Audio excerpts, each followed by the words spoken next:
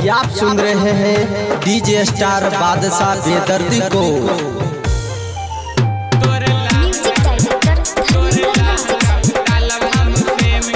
Recording studio मोहली चौक। छौड़ी हमरे से कर लेना प्रेम गे,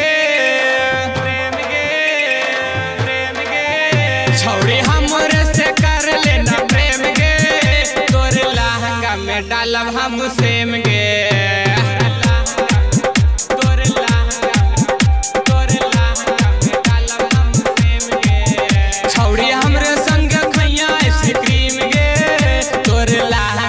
डालब हम सेम गे,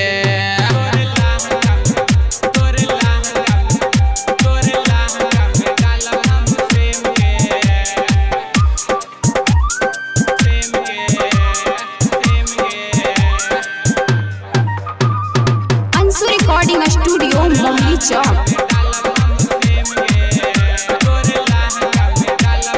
कब तक मैया बाबा कर दो तोर गाइड गे, ज्यादा भाई बा बोल तो हो जाए तो फाइट गे, छड़ी सुन। कब तक मैया बाबा कर दो तोर गाइड गे, ज्यादा भाई बा बोल तो हो जाए तो फाइट गे। तोरा टेंशन एगो छौ मेन गे,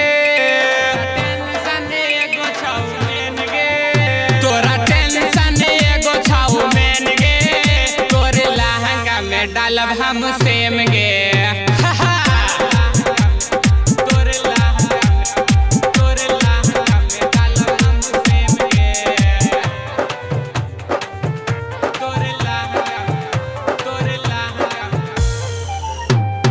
अंशु रिकॉर्डिंग स्टूडियो मोहली चौक।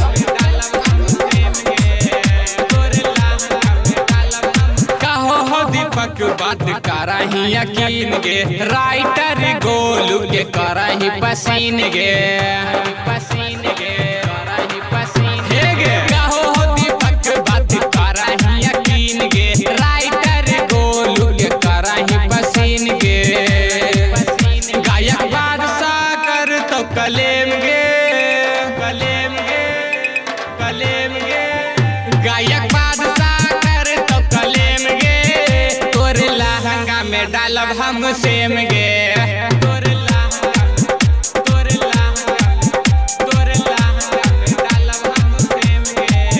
छौड़ी करब तो हो तोरा पेन गे, तोरे लहंगा में डालब हम सेम गे।